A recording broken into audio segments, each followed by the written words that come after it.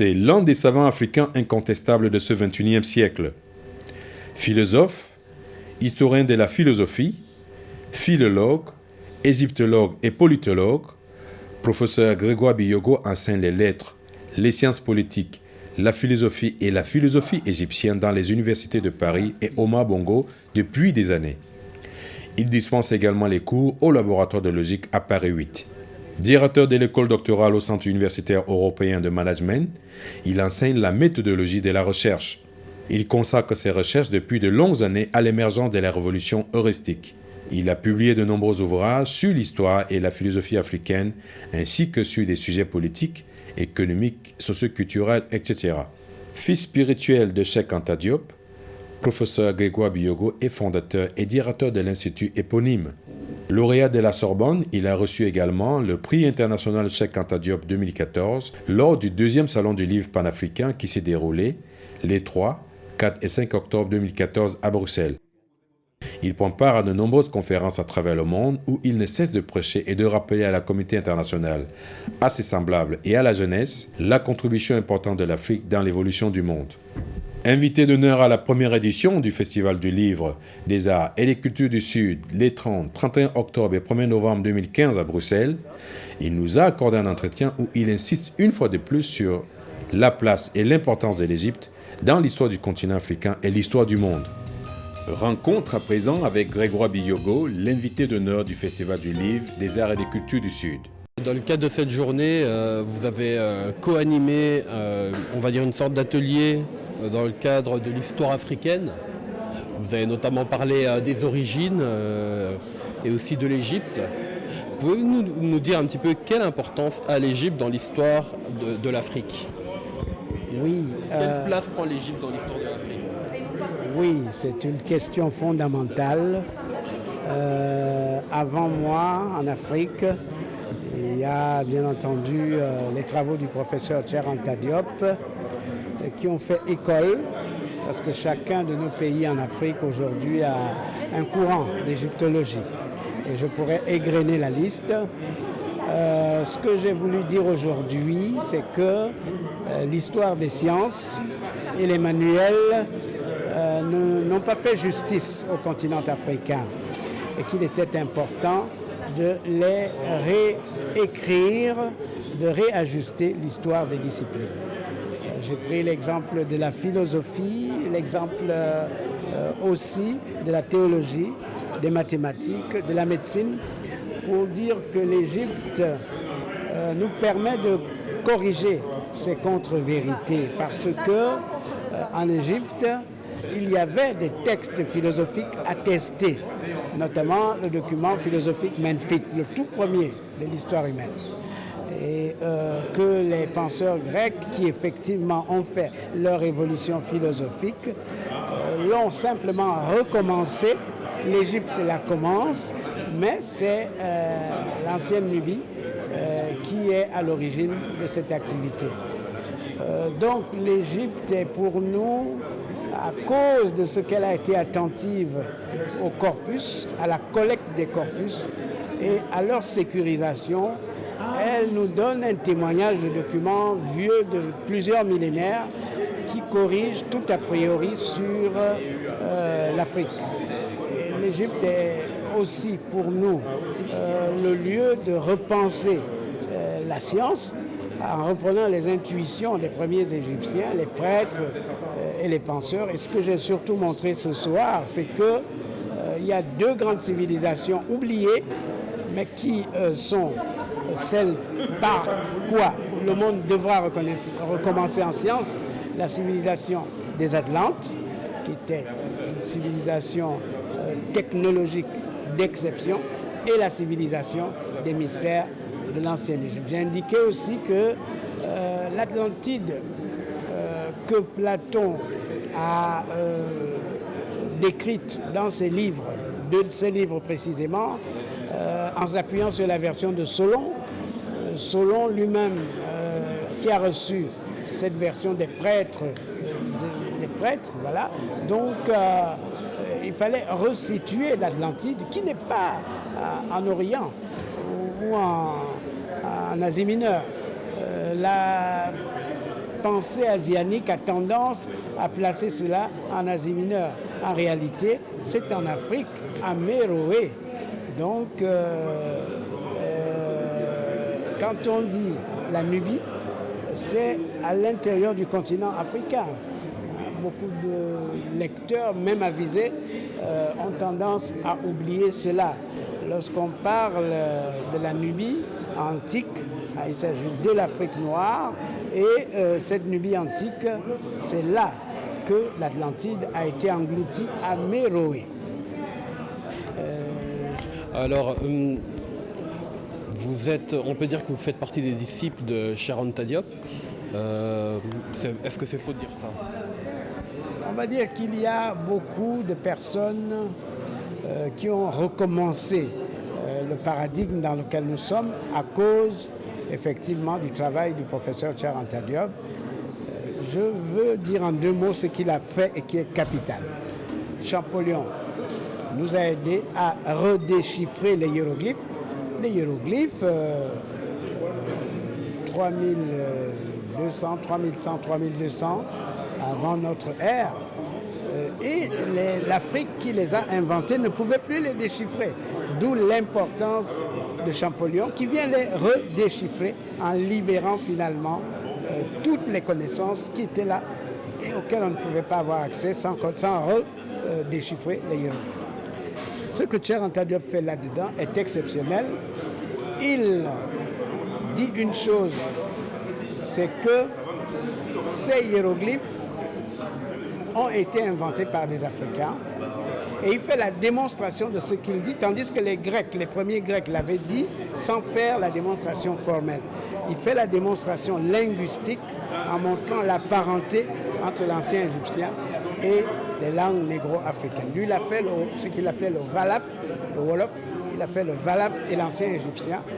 Ensuite, beaucoup d'Africains s'y sont mis. Prince Dike Akwa, pour ce qui est du Cameroun, a fait avec l'Ongala. Il y a le Bassa, la démonstration entre l'ancien égyptien et le Bassa par Digi dans l'école camerounaise, mais ils sont nombreux.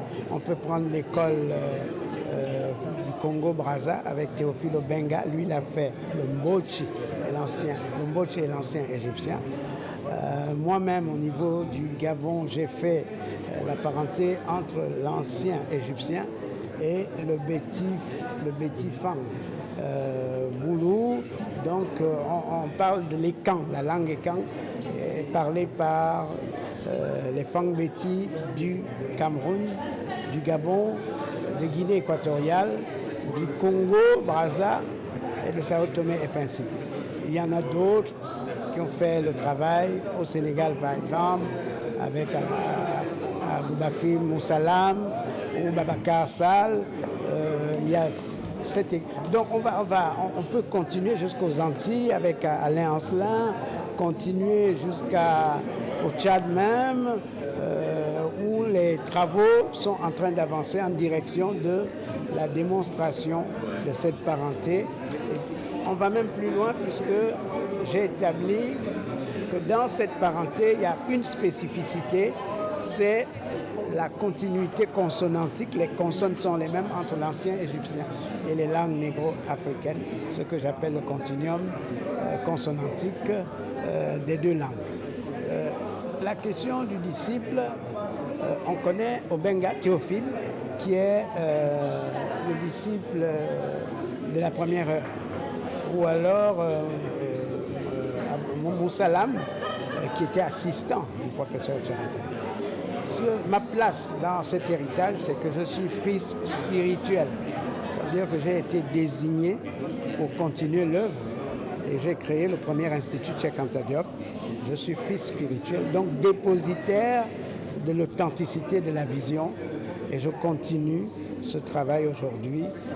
Après avoir fait l'Institut Cheikh Anta Diop au Gabon, j'ai créé la première université de la Renaissance panafricaine ici en Europe et qui est online.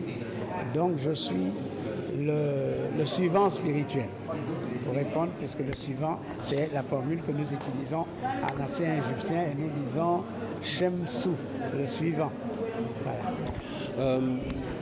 On connaît l'importance des travaux de Cheikh Anta Diop dans le processus de désaliénation des peuples africains, parce qu'il prend une place importante, comme tous les grands mouvements de la négritude et tout ça. Mais pourtant, en dehors de l'Afrique et des Noirs américains, on se rend compte que la plupart des spécialistes égyptologues, que ce soit européens, américains, non noirs ou même arabes, ont tendance à un peu minimiser l'importance du travail de Cheikh Anta Diop. Pourtant, il a apporté énormément d'éléments qui ont démontré l'origine nègre des Égyptiens, comme lui-même le disait. Et donc, les autres scientifiques du monde, pour résumer, se refusent à accepter cette filiation, tout en reconnaissant qu'effectivement, il y a beaucoup d'éléments qui montrent qu'il y a une racine noire. Alors, que peut-on faire ? D'abord, pourquoi cette négation ? Première question. Et puis, que peuvent faire les peuples afrodescendants ? Afrodescendants, ça comprend aussi bien les Africains que ceux d'Europe, que ceux d'Amérique et des Antilles, pour justement avoir les moyens de pouvoir, les moyens scientifiques, les moyens techniques, comme actuellement il y a une grande étude, je pense que vous avez vu, qui rassemble des moyens colossaux pour étudier le site de Gizeh. Que peut-on faire pour justement avoir des moyens techniques et tout ça pour pouvoir prouver de manière incontestable l'affiliation nègre de l'Égypte antique, de la grande Égypte qui est berceau de la civilisation européenne. Je crois qu'il est important de contextualiser. Cheikh Anta Diop, première moitié du XXe siècle, le premier livre date de 1954 jusqu'en 1986 où il décède. Donc c'était le combat très manichéen, blanc contre noir, le climat qui a commencé au 19e, au 18e même, la justification de l'esclavage. Il fallait donc déposséder les Noirs de l'héritage intellectuel et scientifique, sinon on n'aurait pas pu justifier 1450, c'est-à-dire pour ce qui est de l'Occident, la traite, on va dire, judéo-atlantique, 1450 jusqu'à 1850, 400 ans, 5 siècles. L'autre, à peu près 13 siècles, la traite arabo-musulmane. C'est pourquoi il faut parler des traites négrières et non plus de la traite. Il y a deux traites et distinguer esclavage de traite.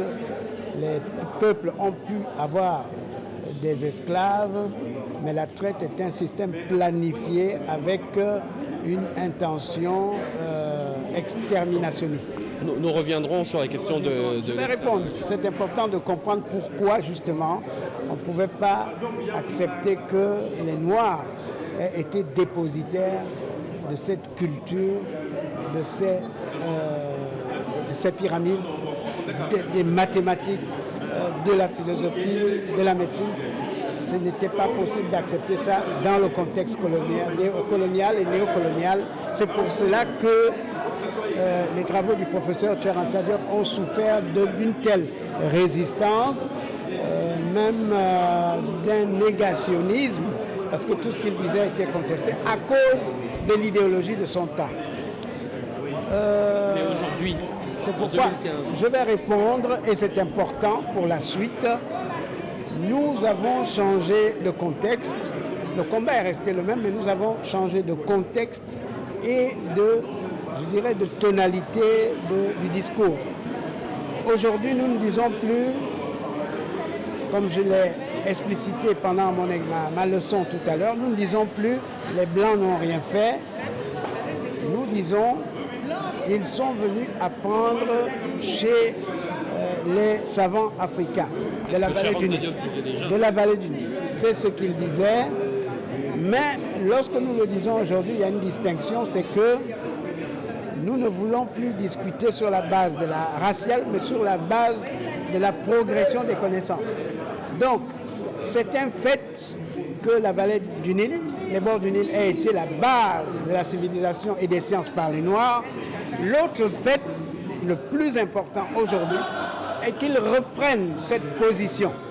Reprendre la position de pionnier, de leadership intellectuel. Et cela enlève la dimension idéologique puisque concrètement, nous avons des connaissances nouvelles que nous créons. Et il y a des disciplines qui ne peuvent plus progresser sans le progrès des Africains qui sont donc devenus pionniers. Par exemple, dans mes travaux, je découvre que l'égyptologie ne peut pas connaître des bons aujourd'hui sur le plan à la fois philologique et même sur le plan de la recherche si l'égyptologie ne met pas en priorité l'apprentissage des langues négro-africaines parce que ces langues sont comme des boîtes noires d'avion qui ont stocké des connaissances qui permettent à l'égyptologie de retrouver la translittération. Il y a des mots qu'on ne sait pas, des voyelles qu'on ne sait pas prononcer, mais l'Afrique a gardé à la fois la prononciation, les significations ont été diluées avec le temps, mais l'Afrique a gardé la signification des mots et des choses. Donc, nous avons réajusté et recontextualisé ce combat de sorte que il y a un paradigme que Cheikh Anta Diop a mis en place, mais comme dit Thomas Kuhn, qui est l'auteur, comme vous le savez, d'un livre qui a éclairé le monde à un moment, la structure des révolutions scientifiques, il dit qu'il y a toujours le paradigme dominant, qui lui est inchangeable. Même s'il y a un nouveau paradigme, les partisans de l'ancien paradigme résistent. Donc c'est idéologique et la résistance ne s'achèvera pas. Il faut bien le savoir. Mais nous avons déracialisé le débat et nous l'avons orienté vers le renouvellement des sciences, des discours, de la pensée. Et pour que nous donnions l'impulsion à ce renouvellement. De la sorte, les autres seront bien obligés un jour de citer les auteurs africains. Pour l'instant, effectivement, il y a une exclusion, une pratique assez inverse. Même le professeur Cheikh Anta Diop n'est pas cité, enseigné ici comme cela se doit, alors que c'est un très grand savant, physicien nucléaire, historien ancien, linguiste même, philosophe. Il a renouvelé la pensée. À aucun moment, je rappelle qu'il avait une femme française, à aucun moment il a dans sa pensée une idée raciste. Mais on a voulu relire son œuvre sous un angle racialiste qui n'a pas permis et qui ne permet pas encore aujourd'hui à l'humanité savante de tirer le bénéfice de cette énorme contribution qui veut que les hommes soient uniques, égaux, et que l'humanité doive travailler sans coordonnées ethniques, c'est ce qu'il dit dans la dernière page de Civilisation ou barbarie, livre écrit en 1981, le dernier de sa plume. Pour vous répondre en un mot, le travail de la crédibilisation de la recherche scientifique en Afrique sera fait, devra être fait par les Africains eux-mêmes, parce que de l'autre côté, il y a une ligne éditoriale, il y a un paradigme qui est défendu. Ce n'est pas demain qu'on va apprendre que ce sont les Africains qui ont fait les mathématiques. Et pourtant, qu'il s'agisse de Van Moss, qu'il s'agisse de l'os du Shango, qu'il s'agisse de l'Égypte antique qui a gardé la présence des mathématiques, de l'enseignement des mathématiques, on sait que la trace la plus ancienne de l'existence des mathématiques, c'est l'Afrique. Mais on ne dira pas ici que les mathématiques sont nées en Afrique. Mais tous les savants, tous les mathématiciens savent que c'est en Afrique que ça. Donc c'est une doctrine, c'est une idéologie. Et à aucun moment il ne faut s'attendre à ce qu'en tout cas au XXIe siècle ça soit fait. Peut-être dans les siècles suivants, lorsque l'idée de l'appartenance planétaire de l'espèce humaine, parce qu'il n'y a pas de race humaine, il y a une espèce humaine avec des phénotypes distincts pour enrichir cette espèce.